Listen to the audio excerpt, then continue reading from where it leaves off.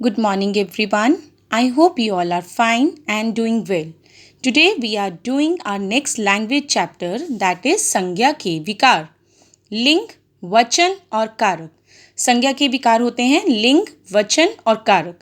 इन सबको हम लोग एक एक करके एक्सप्लेन करेंगे. ठीक है. सबसे पहले विकार का शाब्दिक अर्थ क्या है. जो विकार है उसका मतलब क्या है. विकार का अर्थ होता है परिवर्तन, चेंजेस. ठीक है. तो विकार का मतलब ये है कि संज्ञा में किसके द्वारा परिवर्तन आते हैं. लिंग के द्वारा, वचन के द्वारा और कारक के द्वारा, जिसे हम एक एक करके एक्सप्लेन करेंगे. सबसे पहले हम लिंग करेंगे. लिंग के दो भेद होते हैं, पुल्लिंग और स्त्रीलिंग. पुल्लिंग क्या है. जो पुरुष जाति का बोध करवाएं उन्हें हम पुल्लिंग कहते हैं, और जो स्त्री जाति का बोध करवाएं उन्हें हम स्त्रीलिंग कहते हैं. इतना तो हमें पता ही है कि लिंग किसे कहते हैं. जिन शब्दों के द्वारा हमें स्त्रीलिंग और पुल्लिंग दोनों के बीच में अंतर समझ आता है वह हमारे लिंग होते हैं. लिंग के दो भेद होते हैं, पुल्लिंग और स्त्रीलिंग. अब स्त्रीलिंग और पुल्लिंग ये आपको बहुत इजीली लगता है बिकॉज चाचा चाची, दादा दादी, लेकिन इनके कुछ एक विशेष पॉइंट्स होते हैं, कुछ इंपॉर्टेंट पॉइंट्स होते हैं जिन्हें समझना बहुत ज़रूरी है इस चैप्टर को अच्छे से समझने के लिए. ठीक है. तो मैं आपको इन नोट्स के द्वारा समझाऊंगी. सबसे पहले कुछ शब्दों की पहचान वाक्य में प्रयोग करके ही की जाती है, जैसे कांटा, चम्मच, कटोरी, गिलास. ये सिर्फ एक सिंपल एग्जाम्पल्स दिए हैं मैंने, बट कुछ एक वर्ड ऐसे होते हैं जो हम वर्ड जब सुन लेते हैं तो हमें एग्जैक्टली पता नहीं चलता है कि वो हमारे पुल्लिंग हैं या स्त्रीलिंग हैं. तो यदि हम ऐसे शब्दों के बीच में फंस जाते हैं जब हमें नहीं पहचान होती कि वो पुल्लिंग हैं या स्त्रीलिंग हैं, तो उनकी पहचान करने के लिए हम उन्हें वाक्य में लिखकर प्रयोग करते हैं. ठीक है. जैसे कि कांटा, मुझे कांटा चुभ गया, तो ये पुल्लिंग हो गया. ठीक है. कटोरी, मुझे एक कटोरी दूध चाहिए, तो ये हमारा क्या है, स्त्रीलिंग. तो इस तरह से अगर कुछ ऐसे शब्द होते हैं जिन्हें आप समझ नहीं पाते हैं तो उन्हें समझने के लिए आप इनका वाक्यों में प्रयोग करेंगे. नेक्स्ट है, कुछ प्राणियों के नाम सदैव या तो पुल्लिंग रहते हैं या स्त्रीलिंग, जैसे कौवा, मच्छर, मकड़ी, मक्खी. अब देखिए ये प्राणियों के जो नाम हैं, यहाँ पे मैंने सिर्फ 4 एग्जाम्पल्स दिए हैं आपको. ऐसे बहुत से नाम हैं प्राणियों के जिन्हें हम स्त्रीलिंग में अगर लिखते हैं तो पुल्लिंग में नहीं बदल पाते, पुल्लिंग में लिखते हैं तो स्त्रीलिंग में नहीं बदल पाते. क्यों. अब कौवे का हम कौवी नहीं बना सकते, मच्छर का हम मछली नहीं बना सकते, मकड़ी का हम मकड़ा नहीं बना सकते, और मक्खी का हम मक्खा नहीं बना सकते. तो ऐसी सिचुएशन में हम क्या करते हैं कि जो हमारे ये जो नेमिंग वर्ड्स हैं, हमारे ये जो संज्ञा वर्ड्स हैं, इनको हम चेंज नहीं करते. पुल्लिंग को चेंज करने के लिए स्त्रीलिंग में हम उसके आगे लगाते हैं मादा, और स्त्रीलिंग को पुल्लिंग में बदलने के लिए हम उसके आगे लगाते हैं नर, क्योंकि मादा जो है वो स्त्रीलिंग का रेफरेंस है और जो नर है वो पुल्लिंग का है. तो यदि आपको ऐसे प्राणियों के नाम जो स्त्रीलिंग हैं पुल्लिंग में बदलने हैं तो उनके आगे आप नर मक्खी, नर मकड़ी, और इसी तरह अगर आपको स्त्रीलिंग में बदलना है तो आप लिखेंगे मादा कौवा और मच्छर कौवा, मादा कौवा, मादा मच्छर. ठीक है बेटा. नेक्स्ट पॉइंट है हमारा, वे नाम जो सदैव पुल्लिंग रहते हैं. अब कुछ एक नेमिंग वर्ड्स हैं जो हमेशा ही जो है वो पुल्लिंग में ही लिखे जाते हैं, जैसे कि महीनों के नाम जनवरी, फरवरी, मार्च. दिनों के नाम सोमवार, मंगलवार. पेड़ों के नाम आम, बरगद. ठीक है. इसमें एक इमली का पेड़ है जिसे हम स्त्रीलिंग में लिखते हैं, अदरवाइज सभी पेड़ों के नाम हम पुल्लिंग में लिखते हैं.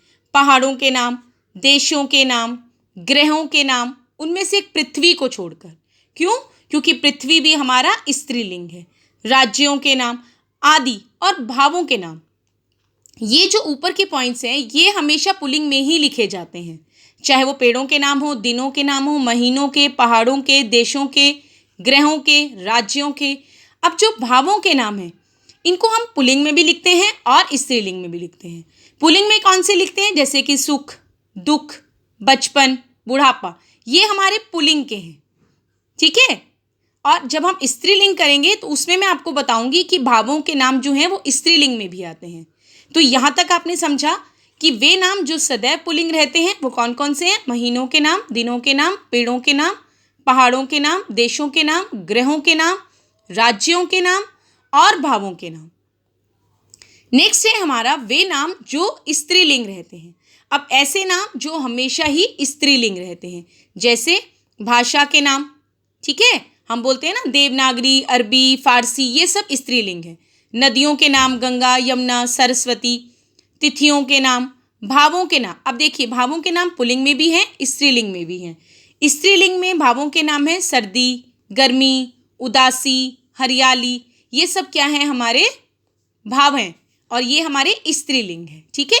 लिपियों के नाम देवनागरी, फारसी, ठीक है बच्चा।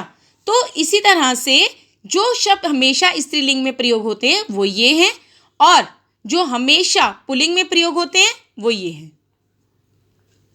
नेक्स्ट है हमारा पुल्लिंग की पहचान। अब पुल्लिंग की पहचान कैसे होती है? पुल्लिंग के जितने भी शब्द होते हैं उनके पीछे या तो आ का साउंड आता है, पन का, पा का, अक तथा न, ये साउंड आती है, ये शब्द आते हैं जब आप पुल्लिंग लिखते हैं। देखिए जैसे कि जैसे कि पन, अपनापन, ठीक है। तो इसी तरह बहुत सारे ऐसे वर्ड्स हैं जिनके पीछे जो है वो आ, पन, पा, अक तथा न आता है। इसी तरह स्त्रीलिंग की पहचान करने के लिए वो शब्द जिनके पीछे ई की साउंड आए, इया, आवट, आनी, आइन, ता, इन आदि, ठीक है। ई जैसे कि चाची, बड़ी की मात्रा आ गई, गुड़िया, इया आ गया, गिरावट, आवट आ गया, ठीक है।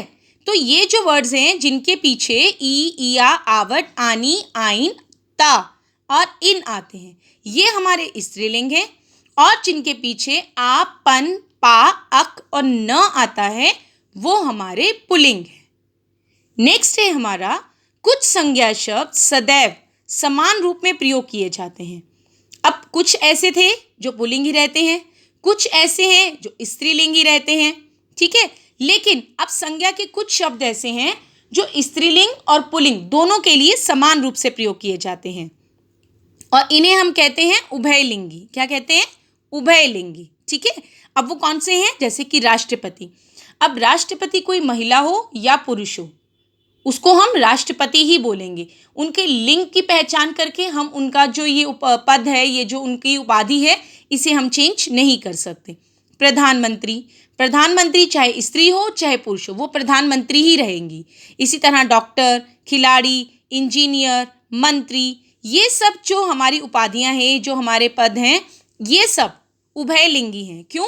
क्योंकि इन्हें हम स्त्रीलिंग और पुल्लिंग में समान रूप से प्रयोग करते हैं। अगर कोई महिला डॉक्टर है तो भी उसको डॉक्टर ही बोलेंगे और अगर कोई पुरुष डॉक्टर है उसको भी हम डॉक्टर ही बोलते हैं। तो ये वो सारे वर्ड्स हैं जो समान रूप से प्रयोग किए जाते हैं, इसीलिए इन्हें हम उभयलिंगी कहते हैं।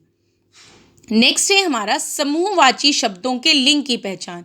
समूहवाचक जो है, हमने संज्ञा का जब चैप्टर लास्ट किया था उसमें मैंने आपको एक्सप्लेन किया था कि ये संज्ञा के दो अन्य भेद हैं, समूहवाची और समूहवाचक और द्रव्यवाचक। तो जो समूहवाचक है उसकी डेफिनेशन में था कि जब भी हमें किसी झुंड, समूह, ढेर, है ना, ऐसी चीज़ों का पता चलता है जिसमें हमें एक वर्ड में बहुत सारे लोगों के या बहुत सारी वस्तुओं के होने का पता चलता है, वो हमारे समूहवाचक होते हैं, ठीक है। अब समूहवाचक में भी लिंग होते हैं, स्त्रीलिंग और पुल्लिंग। कौन से? पुल्लिंग है जैसे कि झुंड, ठीक है, समूह, ढेर, जत्था आदि, और स्त्रीलिंग में है मंडली, टोली, कक्षा, सेना। अब ये देखिए, ये समूहवाचक में ये जो शब्द है ये एक होकर भी बहुत सारे लोगों के होने का संकेत देते हैं। जैसे कि मंडली, ठीक है, किसी की कीर्तन मंडली है तो उस मंडली में कोई एक व्यक्ति नहीं है, उसमें बहुत सारे व्यक्ति हैं, लेकिन जो यहाँ मंडली शब्द है ये हमारा स्त्रीलिंग है। इसी तरह समूह, अब अगर हम बोलें कि वहाँ पर व्यक्तियों का समूह खड़ा है तो ऑब्वियसली कि उस समूह के अंदर कोई एक व्यक्ति नहीं है, बहुत सारे लोग हैं, लेकिन ये जो समूह शब्द है ये हमारा पुल्लिंग है, ठीक है। तो समूहवाचक में भी, समूहवाची सब शब्दों में भी हम लिंग की पहचान कर सकते हैं पुल्लिंग और स्त्रीलिंग को अलग करके। क्लियर है बेटा? नेक्स्ट है हमारा वचन। अब वचन क्या होते हैं? वे शब्द जिन्हें हमें एक या फिर अनेक होने का जो बोध कराते हैं, ठीक है। और वचन के कितने भेद हैं? एक वचन और बहुवचन। एक वचन की परिभाषा है शब्द के जिस रूप से उसके एक होने का पता चलता है, जैसे पौधा, बकरी। बहुवचन शब्द के जिस रूप से उसके बहुवचन होने का पता चलता है, एक से अधिक होने का पता चलता है, उसे हम बहुवचन कहते हैं। उदाहरण पौधे, बकरियां। यानी कि जब हमें किसी एक वस्तु के होने का पता चलता है तो वो हमारा एक वचन है। जब हमें बहुत सारी चीज़ों के बारे में पता चलता है तो वो हमारा बहुवचन है। अब वचन की पहचान कैसे की जाती है? वचन की पहचान हम संज्ञा और क्रिया के रूप में कर सकते हैं। संज्ञा क्या है? हमारे नेमिंग वर्ड्स। और क्रिया क्या है? हमारे एक्शन वर्ड्स, ठीक है। संज्ञा क्या है? हमारे वे नाम जो किसी व्यक्ति, विशेष और स्थान के होते हैं। और क्रिया क्या होते हैं? जिससे हमें किसी कार्य के करने या होने का पता चलता है। तो संज्ञा और क्रिया के द्वारा हम वचन की पहचान कर सकते हैं कि वो एक वचन है या बहुवचन है। अब देखिए यहाँ पर है फर्स्ट एग्जाम्पल, पंखा चल रहा है। अब इसमें संज्ञा है हमारी पंखा, वो एक ही है, इससे हमें पता चला कि वो एक वचन है। चल रहा है, यहाँ भी एक ही वचन है, क्योंकि मैंने आपको बताया था कि जब भी हम ह को सिंपल लिखते हैं तो वो एक वचन के लिए प्रयोग होता है। जब हम ह के साथ बिंदु लगाते हैं तो वो हमारा बहुवचन के रूप में प्रयोग होता है। तो एक वचन हो गया पंखा चल रहा है और बहुवचन हो गया पंखे चल रहे हैं। देखिए इन दोनों में संज्ञा भी चेंज हुई है और क्रिया भी चेंज हुई है। तो वचन की पहचान करने के लिए हम संज्ञा और क्रिया का प्रयोग करते हैं। नेक्स्ट है हमारा, कुछ शब्द एक वचन और बहुवचन में एक समान रहते हैं। जैसे अब कुछ संज्ञा वर्ड ऐसे हैं जिन्हें हम एक वचन में भी वैसे ही लिखते हैं और बहुवचन में भी वैसे ही लिखते हैं। जैसे पक्षी, आदमी, मंदिर। ऐसे शब्दों के वचन क्रिया के रूप से पहचाने जाते हैं।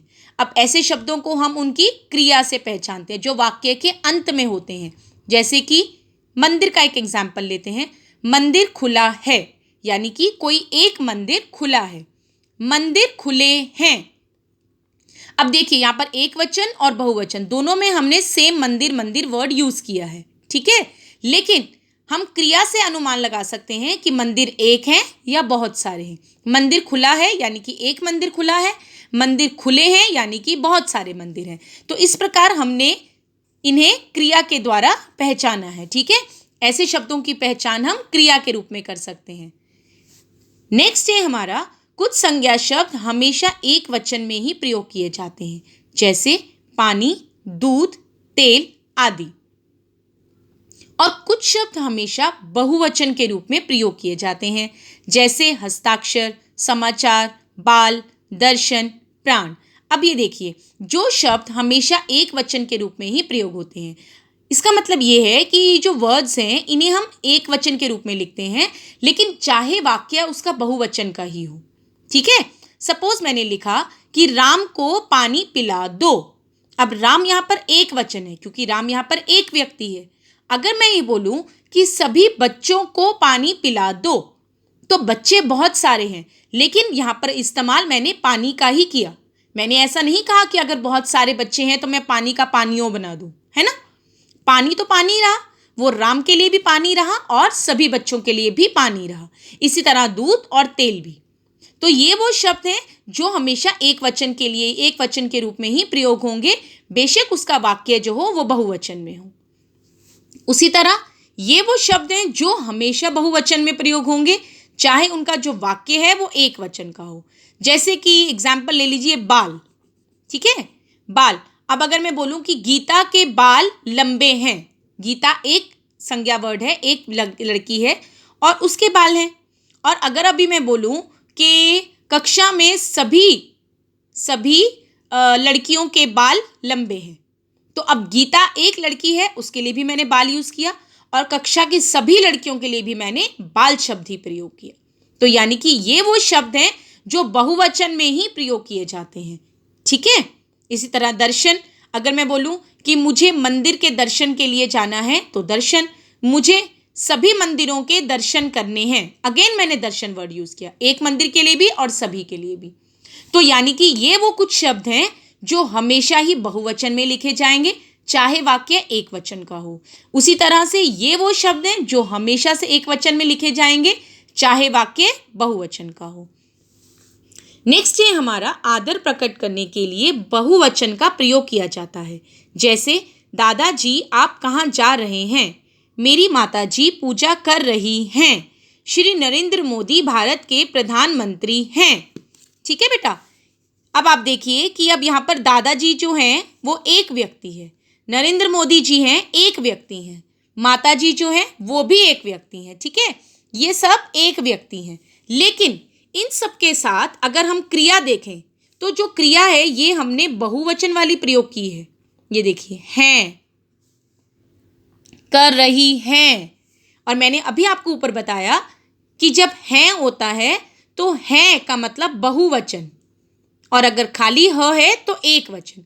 लेकिन यहाँ पर जो दादाजी हैं वो तो एक वचन है, लेकिन अगर हम उनकी क्रिया देखें तो वो बहुवचन वाली दिख रही है। अब वो इसलिए है क्योंकि जब भी हम किसी बड़े के बारे में बात करते हैं, जो आपसे बड़े हैं, आदरणीय हैं, उनके लिए हम हमेशा बहुवचन का प्रयोग करते हैं। हम ऐसा तो नहीं लिख सकते ना कि दादाजी आप कहाँ जा रहे हैं, ये तो राइट आंसर है। हम ये नहीं लिख सकते ना दादाजी कहाँ जा रहा है, नहीं लिख सकते। श्री नरेंद्र मोदी भारत का प्रधानमंत्री है, नहीं लिख सकते। मेरी माताजी पूजा कर रही है, नहीं लिख सकते ना।